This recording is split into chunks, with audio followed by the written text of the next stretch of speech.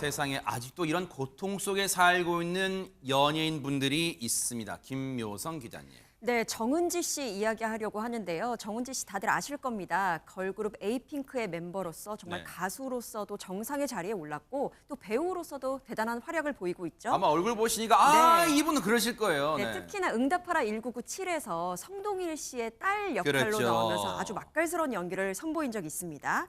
그러한 정은지 씨에게 무슨 일이 있었던 건지 이야기하기 전에 네. 먼저 활약상부터 함께 보고 네네. 오시죠. 따뜻한 햇살 꽃이 피는 봄에 그댈 위로해요 그댈 사랑해요 그대만의 노래로 뭐 가수 출신이니까 노래 잘하는 건 익히 알고 있었지만 정말 연기 활동도 다방면으로 하고 있었는데 그런데 이 정은지 씨한테 대체 무슨 일이 있었던 겁니까? 김묘성 기자님. 네, 이야기의 시작은 무려 4년 전으로 거슬러 올라갑니다. 2020년 3월입니다. 정은지 씨에게 쪽지 하나가 도착을 하는데요. 쪽지 내용은 이렇습니다. 저를 당신의 집사로, 반려자로 받아주시겠습니까?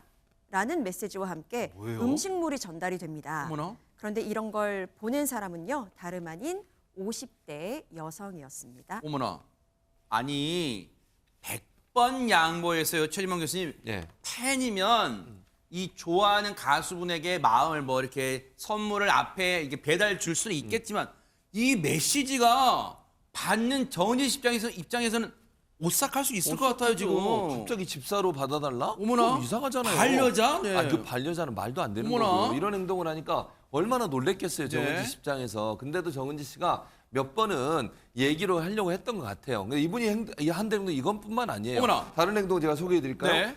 당신의 집사로 받아달라 한 그 해 네. 5월에는요 청담동 여의도에서 청담동 헤어 메이크업 샵, 그러니까 정은지 씨가 다니는 메이크업 샵까지 그걸 또 어떻게 오토바이 알아냈대요? 타고, 그러니까요. 어허. 아마 이제 계속 뭐 추적을 했겠죠. 어머나 세상에. 오토바이를 타고 그 차량을 쫓아왔다는 거예요. 세상에. 그러니까 정은지 씨가 타고 가는 차를 뒤에 타고 어머나, 오토바이 타고 어머나. 쫓아오고 뿐만 아니라 2021년 4월과 7월에는 정은지 씨 아파트에 잠복함에 기다리고 있었다는 거 올 어머나. 때까지 얼마나 놀라겠어요. 세상에. 집에서 무슨 경찰도 아니고 왜 잠복을 하는지 어머나. 모르겠는데 그리고 실제로요. 이 여성은 그래서 정은지 씨 측에서 수차례 접근을 하지 말아달라고 요청을 했는데도 계속 접근하니까 경찰에 요청을 했고 네. 경찰이 이 여성에게 경고를 하기도 했어요. 접근하지 말라고. 아하. 그랬는데 문자 안 하겠다고 메시지를 정은지 소속사에 보내고 그냥 나왔습니다. 하하. 다시는 문자를 안 보내겠다. 이렇게 했다는데 근데 보세요. 최명근 장님.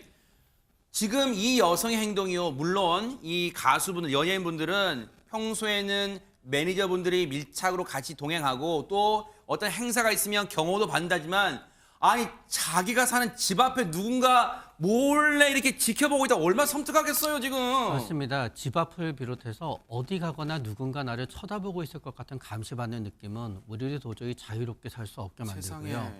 물론 누가 어떤 형태로든지 간에 나를 쫓아다니면서 감시한다라고 하면 굉장히 두렵겠지만 이분의 태도는 또 상식적으로 이해가 가지 않는 면이 많거든요.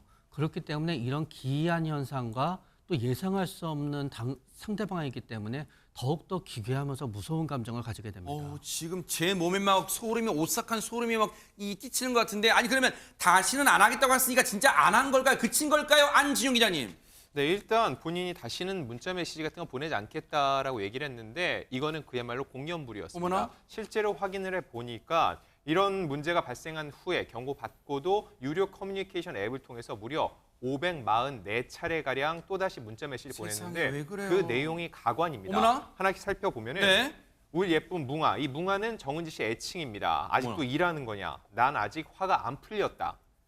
내가 그렇게 위협적인가? 내가 그렇게 존중받지 못할 사람인가? 생각하니 열이 받는다. 내가 얼마나 사랑하는지 알지라는 말뿐만 아니라 방금 어머나. 지금 보시는 것처럼 저렇게 혹시나 고소한 거야? 왜 이제 문자밖에 안 보내는데 문자 보내는 거 마치 문제가 없는 것처럼 얘기를 하는데 어머나. 그 어디에서도 반성의 기미를 볼 수가 없죠. 네. 결국 이 유료 커뮤니케이션 앱 같은 경우는 다른 팬들과도 소통하는 창구인데 정은지 씨가 피해가 거듭되니까 닫을 수밖에 없었고요. 네. 예전에는 악법도 법이라고 해서 이런 악성 팬도 팬이다 해서 오히려 보듬는 게 맞다는 생각이 있었는데 요즘은 그렇지 않습니다. 아하. 진성 팬들은 이런 팬들이 같이 범죄에 묶이는 것조차 싫어하거든요. 네. 그러다 보니까 소속사도 단호하게 대처를 하고 있는데 정은지 씨 역시 이렇게 본인 마음과 기분만 우선인 사람은 나도 존중해 줄 수 없을 것 같다라고 얘기를 남기고 스토커를 향해 다시 한번 강하게 경고했습니다. 정은지 씨의 그 결심대로 이 여성, 이 못된 여성 가만 놔두면 안 될 것 같아요, 허준 변호사님. 네, 결국 처벌은 받았습니다. 아하. 이 스토킹 처벌법 위반 혐의로 재판에 넘겨져서요. 네.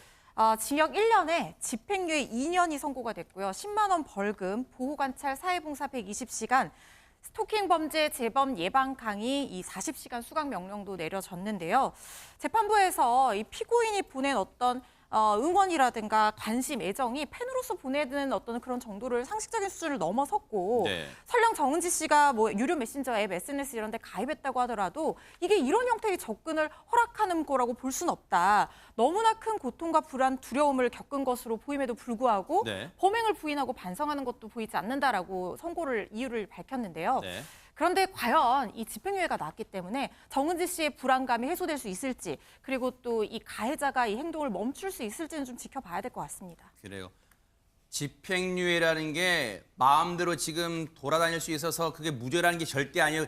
이 기간에 정말 또다시 이런 짓 하면 저 더 중한 죄 가중된다는 걸 명심하고 이제라도 정신 차리기를 바라겠습니다.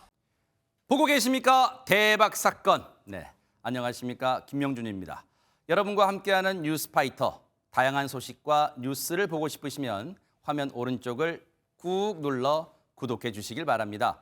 TV로도 유튜브로도 여러분께 한 발 더 다가가겠습니다. MBN 뉴스와 뉴스파이터를 사랑해 주셔서 고맙습니다.